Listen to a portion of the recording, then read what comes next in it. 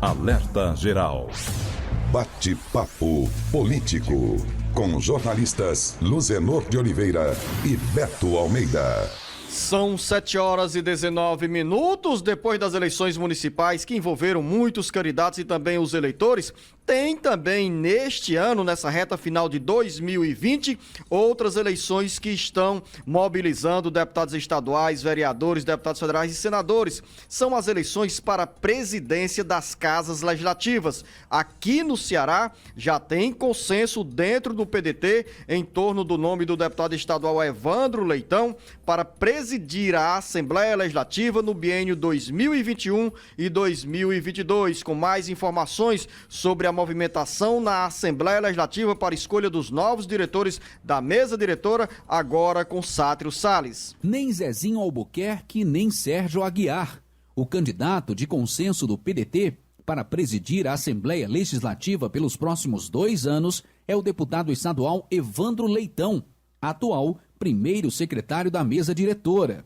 Evandro, que trabalhou junto ao governo Camilo Santana e ao senador Cid Gomes, e com bom diálogo entre os colegas parlamentares, construiu um consenso e atraiu apoio para assumir o cargo com a saída do prefeito eleito de Fortaleza, José Sarto.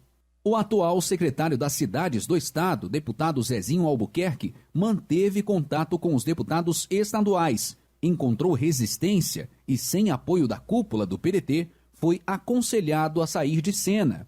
Zezinho, para alguns deputados, estava muito guloso, porque já ocupara o cargo em 3 oportunidades e, mais uma vez, queria a presidência da Assembleia Legislativa. O deputado atual, Sérgio Aguiar, chegou a comunicar ao governador Camilo Santana e ao senador Cid Gomes o desejo de lançar a sua candidatura, mas o episódio de 2016, quando Sérgio contrariou a orientação do Palácio da Abolição e da direção do PDT, para, naquele momento, evitar conflitos com o então presidente e candidato à reeleição Zezinho Albuquerque, ainda deixou feridas e o excluiu no quadro atual da ascensão ao comando do Legislativo Estadual. Agora, no Bate-Papo Político, você tem outras informações com os jornalistas Luzenor de Oliveira e Beto Almeida sobre os bastidores da eleição para o comando da Assembleia Legislativa.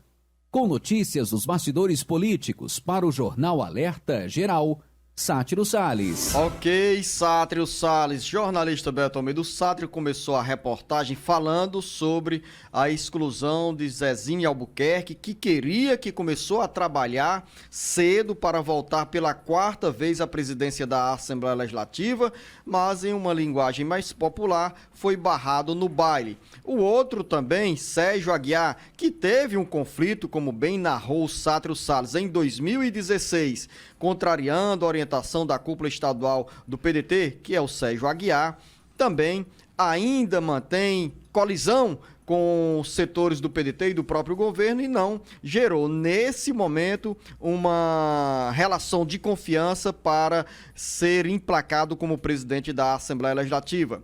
Nesse cenário, quem está ali mais próximo da área para fazer o gol, para bater o pênalti, apareceu o Evandro Leitão, atual primeiro secretário da mesa diretora, com um estilo mais moderado de conversar, de dialogar, com uma boa relação com o governador Camilo Santana e também com os dirigentes estaduais do PDT. Agora, Beto Almeida, após o consenso em torno de Evandro Leitão, vem aí os nomes dos demais integrantes da mesa diretora que irá comandar a Assembleia Legislativa em 2021 e 2022. 2022, lembrar que é ano de eleição ao governo do Estado e ao Senado. E quem estiver à frente da Assembleia Legislativa terá um papel, uma missão especial na corrida eleitoral. Beto Almeida, análise política com credibilidade e isenção. E exatamente, Luciano, esta questão de que, mais uma vez, a sucessão na mesa diretora, né, da Assembleia Legislativa tem muito mais interessados do que propriamente uma só vaga, claro. O que ocorre? Tem agora que trabalhar como será a composição e como, vamos dizer assim, incorporar os que estavam aí também tentando chegar à presidência da casa dentro de cargos na futura composição dessa mesa. E aí vem, por isso que o trabalho que se estendeu durante o final de semana, com muitas articulações, a portas fechadas, com muito ranger de dentes de alguns, o fato é, Luzenor, hoje à tarde está previsto o anúncio oficial da nova presidência da Assembleia Legislativa para o biênio 2021-2022. Como você já afirmou, a gente já tem aí praticamente certa, só falta essa confirmação, do deputado Evandro Leitão para presidir a Assembleia nesse período. E vai ficar aí na primeira vice-presidência. A expectativa é essa, que fique o atual presidente, Fernando Santana, que é vice-presidente, primeiro vice-presidente, que é o Fernando Santana do PT, que estava até então no exercício da presidência da Assembleia, enquanto o deputado José Sarto disputava a prefeitura de Fortaleza, e o Antônio Granja como primeiro secretário. A composição dos demais cargos, como vai trabalhar, Luzenor, por exemplo, nomes como do próprio Zezinho Albuquerque, que estava ele próprio, como você disse, tentando voltar à presidência da Assembleia Legislativa, do Sérgio Aguiar e Tim Gomes. Esses são os impasses que ainda permanecem. Por isso que esse anúncio ainda não foi feito de forma oficial.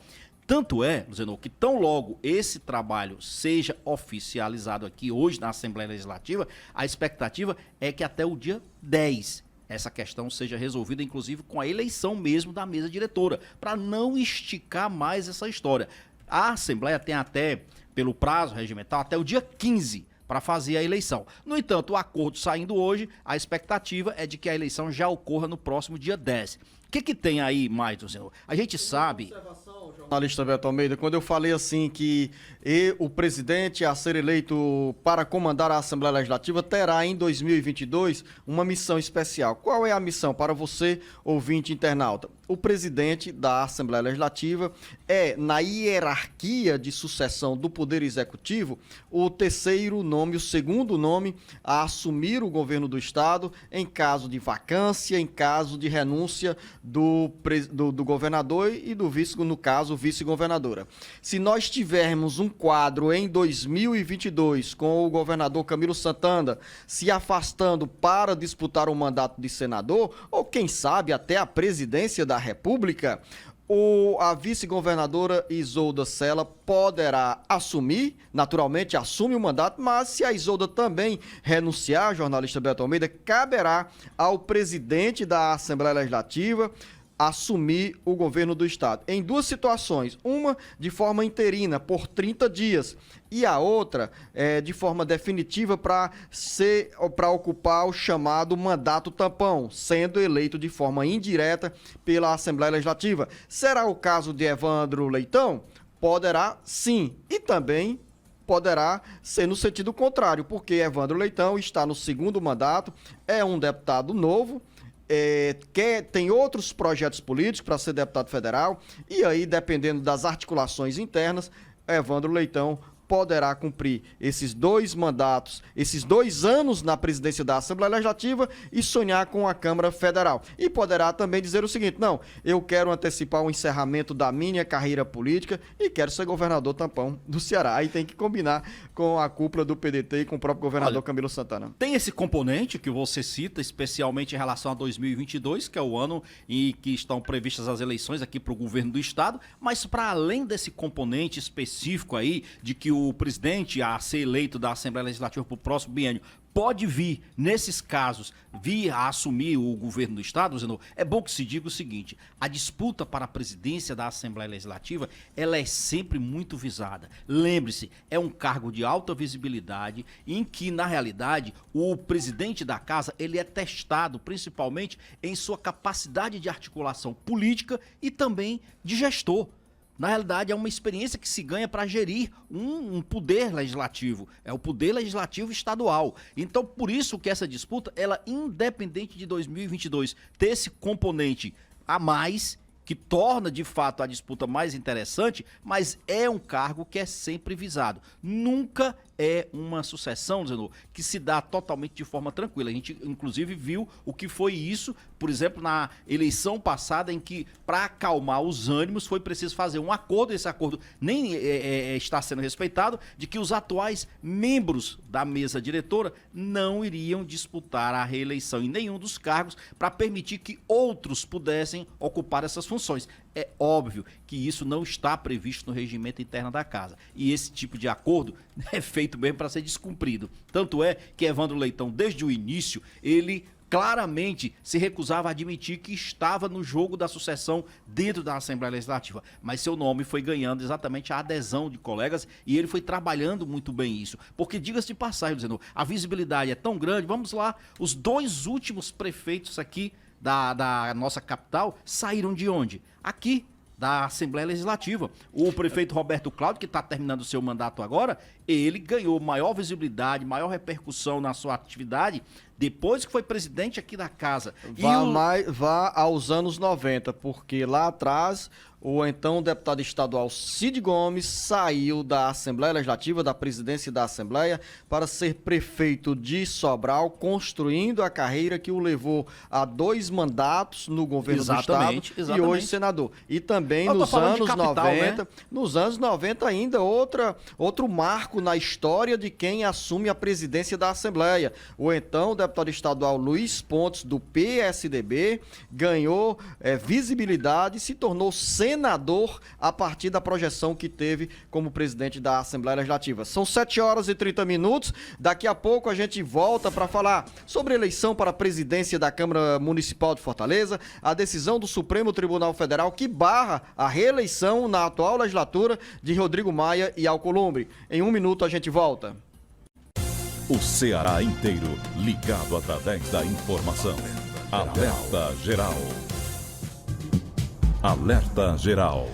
São 7h32. Nós falávamos sobre a disputa pela presidência da Assembleia Legislativa, ou melhor, a escolha do presidente da Assembleia Legislativa. E o jornalista Beto Almeida já antecipava também a movimentação na Câmara Municipal de Fortaleza para a reeleição do atual presidente Antônio Henrique, que é do PDT. Uma reeleição sem embaraços, sem dificuldades, porque nesse momento, Beto Almeida, o prefeito eleito José Sarto, que assume o mandato no dia 1º de janeiro de 2021, já tem pelo menos 32 vereadores na base de apoio, o que facilita a reeleição de Antônio Henrique, presidente da Câmara Municipal, para o biênio 2021-2022. Sem dúvida que facilita, Luciano, mas o que o Antônio Henrique, o vereador reeleito, o atual presidente da Câmara Municipal de Fortaleza, e que caminha aí para esse mandato, né, para o novo biênio na Câmara Municipal de Fortaleza, quer é que a sucessão em torno da mesa diretora seja algo tranquilo, principalmente buscando um consenso na bancada de oposição. E por que o Antônio Henrique quer exatamente este consenso, quer buscar esse apoio, Luciano, entre esta bancada? Porque ele sabe que precisa de manter uma boa relação com os demais integrantes do Poder Legislativo. Ele tem sim maioria dentro do PDT, isso aí já é consenso, mas esta oposição, Luciano, ela ganhou mais musculatura nessa nova legislatura que começa já a partir de janeiro do ano que vem, assume na realidade em fevereiro. Então ele precisa manter essa boa articulação. Por isso que os demais cargos da mesa diretora da Câmara Municipal de Fortaleza ainda estão sendo negociados, ainda vão ser preenchidos, lógico, para além dos cargos da mesa diretora que não dá para abarcar todo mundo da oposição, também tem as comissões técnicas, a presidência dessas comissões técnicas que são importantes no momento de se articular com o pessoal da oposição. Só para a gente lembrar aqui, por exemplo, o deputado Ronaldo Martins, aliás, o vereador Ronaldo Martins, eleito, né? Ele já disse que tem interesse. É claro que o Ronaldo sabe que terá essa dificuldade para se tornar um presidente da Câmara Municipal, mas o modo como ele se coloca, isso claramente quer o seguinte, que a oposição quer determinar o seu espaço e dizer que as coisas têm que passar também por uma negociação com ela. São 7h34 e na Câmara Federal, ainda como consequência das eleições municipais e também da pandemia da Covid-19, assim como o conflito entre Executivo e Legislativo, pararam a agenda de votações na Câmara dos Deputados. Quem chega com as informações é o Carlos Silva. O mês de dezembro está indo e em meio à pandemia e à ressaca das eleições municipais e à disputa pelo comando da Câmara e do Senado, A pauta de projetos considerados prioritários em 2020 está ficando para o próximo ano. Faltam poucos dias para o encerramento do semestre legislativo e sequer os deputados federais e senadores começaram a discutir a proposta orçamentária do governo federal para o exercício de 2021. Em jogo, no orçamento da União, o destino de mais de 800 milhões de reais para o estado do Ceará. Esse volume de dinheiro entra no orçamento do governo federal por meio de emendas parlamentares individuais e de bancada. Há, porém, incerteza quanto à votação da proposta orçamentária. 2 outros projetos, como a reforma tributária, com a redução de número de impostos e menos burocracia para quem paga e para quem arrecada os impostos, e a lei das fake news, ficam na gaveta. As sessões virtuais para a votação desses projetos foram esvaziadas com o envolvimento dos senadores e deputados federais na campanha eleitoral. Os números mostram como a agenda de votações ficou esvaziada. Entre 1º de outubro e 1º de dezembro foram realizadas apenas 3 sessões na Câmara. O impasse sobre a disputa pelas presidências da Câmara e do Senado também para a agenda de votações. Com informações dos bastidores políticos, para o jornal Alerta Geral, Carlos Silva. Um dos impasses criados nesse quadro lá de votações na Câmara Federal e no Senado era a disputa pelo comando da mesa diretora das 2 casas. Impasse que chegou ao fim em relação à reeleição do atual presidente Rodrigo Maia na Câmara Federal e do atual presidente do Senado, Davi Alcolumbre. O Supremo Tribunal Federal decidiu na noite desse domingo que é inconstitucional a reeleição dos presidentes da Câmara e do Senado dentro da mesma legislatura. Carlos Alberto. O Supremo Tribunal Federal barrou na noite desse domingo, por 6 votos a 5 por meio virtual, a possibilidade dos atuais presidentes da Câmara, Rodrigo Maia, e do Senado, Davi Alcolumbre, ambos do DEM, serem candidatos à reeleição na mesma legislatura. A decisão representa um balde de água fria nas articulações de Maia e Alcolumbre e significa uma vitória para o Palácio do Planalto. As constantes trombadas entre o presidente Jair Bolsonaro e o presidente da Câmara Federal, Rodrigo Maia, abriram um fosso na relação do Executivo com o Legislativo e inibiu o avanço de pautas importantes na agenda do Congresso Nacional. Agora, com a decisão do STF, que impede Maia e Alcolumbre de concorrer ao novo mandato, acelera as negociações para um aliado mais próximo do Palácio do Planalto suceder Rodrigo Maia no comando da Câmara. A Constituição Federal barra a possibilidade de reeleição dentro da mesma legislatura. Mesmo assim, entrou em julgamento uma ação apresentada pelo PTB que pede para o STF afastar qualquer interpretação inconstitucional que permita a reeleição. A eleição da cúpula do Congresso Nacional está marcada para o dia 1º de fevereiro de 2021 e até o momento não tem qualquer protagonismo das bancadas do Ceará na Câmara e no Senado. Com informações dos bastidores políticos, para o jornal Alerta Geral, Carlos Alberto.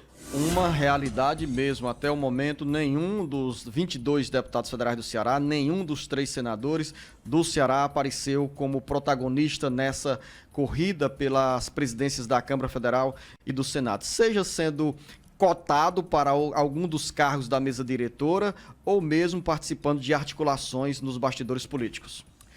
Os deputados da bancada federal cearense, Luciano, eles são alvo apenas de interesse porque são votantes, são eleitores nesse processo da nova escolha do presidente. Então, tanto é que o Rodrigo Maia fez visita ao Ceará, mas não que eles tenham papel, vamos dizer assim, de destaque no processo sucessório. Agora, o que é interessante observar claramente aqui é o seguinte: o Supremo Tribunal Federal, eu acho que aqui conta muito o que a gente chama de pressão popular, repercussão das decisões do Supremo Tribunal Federal no meio da sociedade, porque, amigo, do jeito que a coisa vinha caminhando, a tendência, a partir do entendimento do ministro Gilmar Mendes, era simplesmente rasgar a Constituição e permitir a reeleição do Rodrigo Maia e do Alcolumbre, porque a Constituição Federal, a nossa Constituição, e o Supremo é o guardião dela, diz claramente que é proibida a reeleição para a presidência da Câmara e do Senado. No entanto, se fez um contorcionismo, Luzenor, fez toda uma leitura a partir do entendimento do Gilmar Mendes de que a reeleição do Rodrigo Maia era possível, que a reeleição do Davi Alcolumbre no Senado era possível. A coisa chegou num ponto, para você ter ideia, no final de semana, que aquele Cássio Nunes, o novo ministro que foi indicado por Bolsonaro, ele chegou a propor o seguinte: que o Rodrigo Maia, de fato, a reeleição dele era inviável, era inconstitucional, porque assim ele já iria para o 3º mandato dentro de uma mesma legislatura. Já no entendimento dele, para o Davi Alcolumbre, não. A reeleição era possível. Isso daí foi que acabou ainda dividindo ainda mais os entendimentos, gerou esse voto intermediário. E aí, finalmente, diante da reação que houve, de críticas fortes ao Supremo Tribunal Federal, houve essa mudança de entendimento. Ora, veja só, o Supremo já colocou isso, definido esses votos, de forma virtual. Ele ainda tem até a semana que vem, de repente, se algum ministro quiser mudar o voto, pode fazer isso. Pode fazer isso. Mas é provável, Beto Almeida, que não venha a alterar os rumos dessa decisão adotada nesse domingo, porque, como você bem antecipou, surgiram duras críticas a essa decisão do Supremo Tribunal Federal de analisar esse processo, essa ação, porque já estava lá na Constituição Federal a proibição de presidentes da Câmara e do Senado disputarem reeleição dentro da mesma legislatura. Mesma legislatura, que significa um mandato de 4 anos. Com essa decisão do Supremo Tribunal Federal, Rodrigo Maia e Davi Alcolumbre só poderão voltar a concorrer à presidência da Câmara e do Senado em 2023, ou seja, na outra legislatura que sairá das eleições de 2022. Você disse uma coisa aí que é importante aqui para o nosso ouvinte entender. Quando a gente fala muito na atual legislatura, próxima legislatura, a legislatura compreende exatamente um período de 4 anos, que é o período de um mandato parlamentar. No caso aqui da legislatura que nós estamos falando da Câmara dos Deputados, a atual legislatura, os deputados foram eleitos em 2018, assumiram em janeiro de 2019. Então, a atual legislatura começou em 2019 e vai até o início de 2023, porque 2022 tem eleição, mas os eleitos em 2022 só vão assumir de fato em 2023. Nesse período de 4 anos, diz lá a Constituição, não pode o presidente da Câmara e do Senado tentar a reeleição. E olha, o entendimento aí que o Senado o Supremo Tribunal Federal ainda vai decidir é o seguinte: se no último biênio de uma legislatura, vou só citar aqui um caso específico, um deputado X, ele assumiu aquele último biênio, mas termina a atual legislatura, aí vem um outro, ele é reeleito, ele pode continuar, então, se quiser ele continuar, não, ele pode se candidatar novamente à presidência da Câmara ou do Senado? É claro que pode, mas é um entendimento que o Supremo vai tomar agora. E o importante nessa decisão do Supremo de ontem à noite, Luciano, é que essa decisão tomada por ele, a gente espera que isso seja definitivo, não se restringe ao caso específico do Rodrigo Maia e do Davi Alcolumbre. Quer dizer, não é uma consulta em que o Supremo está definindo, olha, eu estou definindo a situação do Rodrigo e do Alcolumbre. Se mudar esse cenário, a partir do outro biênio, nós vamos ter que decidir de novo. Não. É definitivo, o entendimento do Supremo é definitivo de que, na realidade, a recondução dentro de uma mesma legislatura é inconstitucional. E aí vamos voltar bem rapidinho aqui para encerrar. Queria só finalizar o bate-papo político, que você finalizasse, quer dizer, Beto, o tempo já foi embora, 7 horas e 44 minutos. São Tudo dois bem. temas.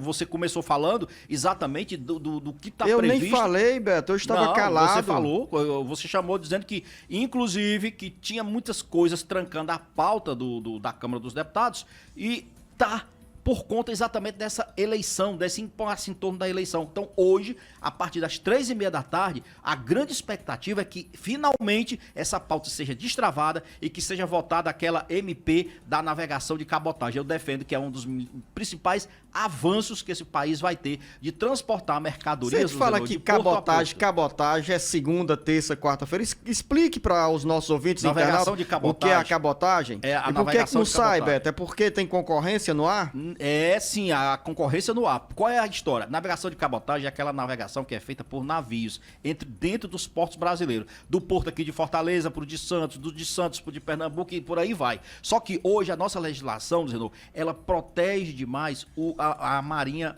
mercante nacional. Só navios, basicamente, aqui nacional, podem fazer esse tipo de navegação. E com esse projeto que está para ser aprovado hoje, abre-se o mercado para navios estrangeiros também explorarem essa rota comercial da navegação dentro do país. Significa dizer que nós vamos ter uma demanda maior de navios podendo fazer esse transporte pelo mar. 7 horas e 45 minutos, eu ainda volto com o jornalista Beto Almeida, porque vamos falar sobre os prefeitos que foram eleitos e estão brigando na justiça para assumir o mandato no dia 1º de janeiro. No Ceará são pelo menos 10 cidades nessa situação. O Ceará inteiro ligado através da informação. Alerta Geral. Alerta Geral. São 7 horas e 49 minutos. Registrar a mensagem do nosso ouvinte radialista Domingos Távora, jornalista Beto Almeida, que ele acompanhando aí o seu comentário e falando aqui nessa mensagem sobre a habilidade política do Evandro Leitão, que conseguiu presidir o Ceará Esporte Clube e levou o Ceará a uma situação bem confortável, a Série A, e de lá para cá o Ceará tem se mantido bem nas disputas de campeonatos estaduais, campeonatos estadual, regional e nacional. O que o Domingos quis aí ressaltar, na realidade, é essa capacidade, né, quase diplomática aí do Evandro Leitão em ter hoje o apoio da oposição e ter passado por que ele chama de verdadeira universidade, que é ter presidido o Ceará Esporte Clube. E o nosso amigo aqui, empresário Emanuel Gugel, Beto Almeida, que comanda a Sonsat, sabe o que é realmente essa habilidade de dirigir um time de futebol, né? O Emanuel foi dirigente do Ceará Esporte Clube e sabe como conduzir bem um clube de futebol e as dificuldades, né, Beto? Porque para você encontrar consenso, são 7 horas e 50 minutos, mais de 100 prefeitos em todo o Brasil estão dependendo da Justiça Eleitoral para assumir mandatos. Aqui no Ceará são pelo menos 10. As informações com Carlos Alberto. As eleições municipais terminaram no dia 15 de novembro para os eleitores de 182 cidades do Ceará. Mas há 24 dias para a posse dos novos prefeitos, há incerteza em pelo menos 10 municípios. A incerteza nasce com a decisão da Justiça Eleitoral em deferir ou cassar o registro de candidatos eleitos que concorreram ao cargo sub júdice, ou seja, dependendo da última palavra da Justiça Eleitoral. A situação não é única no Ceará e em todo o Brasil são mais de 100 prefeitos eleitos que ganharam nas urnas, mas enfrentam dificuldades para assumir os mandatos. Um levantamento com base em dados do TSE mostra que em 2020 o número de prefeitos em situação indefinida aumentou mais de 40% na comparação com o pleito de 2016, quando 71 candidatos eleitos ainda precisavam regularizar sua situação com a Justiça Eleitoral. De acordo com o TSE, caso essas candidaturas venham a ser impugnadas depois da posse que ocorre em 1º de janeiro de 2021, essas cidades terão novas eleições. Em muitos desses casos, os candidatos vencedores estão enquadrados na lei da ficha limpa ou enfrentaram ações consideradas de abuso de poder econômico na pré-campanha ou na campanha eleitoral. A expectativa se os prefeitos irão ou não assumir os mandatos entre as cidades do Ceará está nos municípios de Barreira, Mulungu, Martinópole, Caridade, Jaguaruana, Missão Velha, Viçosa do Ceará, Senador Sá, Frecheirinha e Pedra Branca. Com informações dos bastidores políticos, para o jornal Alerta Geral, Carlos Alberto. Quer falar, Beto Almeida, ou eu passo direto? Não, é só para dizer o seguinte, que essas questões todas aí, mesmo com esse aumento, Luciano, isso mostra, primeiro, eu acho que foi uma atuação que a gente tem que dar destaque também, apesar de toda a dificuldade, do Ministério Público Eleitoral. Houve aí, tem muitos casos aí de abuso de poder político, abuso de poder econômico, mas também de gente que desrespeitou para valer a lei sanitária durante esta fase da pandemia no pleito eleitoral, promovendo verdadeiras aglomerações. Tem gente aí com isso, embora os casos que sejam mais interessantes do ponto de vista de risco que traz para o prefeito eleito, a prefeita reeleita, seja lá quem for, é exatamente o de abuso de poder político e econômico. Eu quero encerrar o nosso bate-papo político com uma boa notícia para a economia do Ceará, que é a decisão do governador Camilo Santana em anunciar a segunda parcela do 13º salário para os servidores estaduais, agora para o próximo dia 15. Sátrio Salles. Os servidores estaduais já podem fazer os cálculos e planejar os gastos do final de ano com a segunda parcela do 13º salário. O dinheiro cairá na conta dos 157.904 servidores ativos, 1.000 servidores inativos e pensionistas, a partir do próximo dia 15. A medida anunciada pelo governador Camilo Santana deixou tranquilidade aos servidores. Camilo destaca ainda que com a segunda parcela do 13º salário, o salário de novembro e o salário de dezembro, o governo do estado injeta em menos de 30 dias deste mês 2 bilhões e 450 milhões de reais na economia do Ceará. A secretária da Fazenda, Fernanda Pacobaíba, relata o esforço do governo do estado para manter as finanças organizadas em honrar as obrigações junto aos servidores do estado. Mais uma vez, demonstrando o cumprimento de nossas obrigações e o compromisso que temos, com os nossos servidores. O governo do estado do Ceará honra o pagamento em dia do 13º salário, que é uma vitória para os servidores e uma vitória para toda a sociedade. Nós estamos em um momento de necessidade realmente que a nossa economia volte a decolar, que tenha sustentabilidade esse voo, e para isso é muito importante essa injeção de dinheiro que vai acontecer na economia cearense, para que isso gere uma sinergia positiva e que redunda em mais impostos, em geração de emprego, em tudo aquilo que tem sido algo super positivo para a nossa sociedade. Enquanto os servidores estaduais já podem contar e planejar o destino do dinheiro do 13º salário, o mesmo não acontece com os servidores da maioria dos municípios do Ceará. Aqui, na região do Maciço de Baturité, a história, porém, tem outro capítulo. E na cidade de Aratuba, a prefeita Tirica já garantiu aos servidores municipais que, bem antes do Natal, todos receberão o 13º salário e o salário de dezembro. Com informações da FM 89,5 para o Jornal Alerta Geral, Sátiro Salles. É bom, Beto Almeida, se levar aos ouvintes ouvintes e internautas esse tipo de notícia. É uma notícia boa, né? Bom pra demais. começar a semana, dinheiro no bolso dos servidores. Olha só, estaduais. o servidor já deve estar em contagem regressiva. Dia 15 é terça-feira da semana que vem, Luciano. É sinal de que vai ter dinheiro no bolso e agora é planejar esses gastos. Porque se não planejar direitinho, não dá pra comprar nada. Viu? 7h55. A você, Beto Almeida, um bom início de semana. Um bom dia a todos. Não vai fazer o registro da nossa rádio FM? Deixei pra você, Beto Almeida. Especialmente pra você fazer esse registro sobre a nossa rádio FM Vaze Alegre 104.9 do Luiz Júnior, que hoje, Beto Almeida, nem completa poderia deixar, você lembrou bem. 24 anos de existência, de bons serviços prestados à comunidade, transmitindo o Jornal Alerta Geral, fazendo eco, principalmente aos sábados, no Jornal Alerta Geral Especial sobre os caminhos da aposentadoria, de Vaze Alegre, que a gente recebe pela FM 104.9, muitas dúvidas na área da Previdência Social. Agora eu vou deixar você falar, viu? Não, tranquilo, Beto. até porque eu quero parabenizar aqui, Luciano, o Luiz Júnior. Você sabe que eu conheço o Luiz Júnior há muito tempo, aqui da Assembleia Legislativa. Há uns 40 anos, né, Não, Beto também não, nem tanto, né? 40 anos eu tenho de idade. Só que você dizer, carreguei o Júnior no colo. Não, mas eu conheço o Luiz Júnior na época que eu era repórter aí cobrindo aqui, fazendo o dia a dia da Assembleia. Ele já lidava com essa questão de rádios, ele era assessor parlamentar e tem aí esse compromisso, esse comprometimento dele, Luciano, com a rádio comunicação, porque só quem lida com rádio sabe que isso é uma verdadeira profissão de fé, como se diz. Pois é, Beto, ao invés de estar conversando com você neste momento, eu gostaria de estar mesmo, era lá em Vaze Alegre, à mesa com o Luiz Júnior, tomando um café e comendo tapioca ali na região do Cariri. Já estão mandando a gente embora, Júnior, só porque eu comecei a falar de você aqui e da população de Vaze Alegre. A você, Beto Almeida, a você, ouvinte internauta, um bom início de semana. Um bom dia, até amanhã.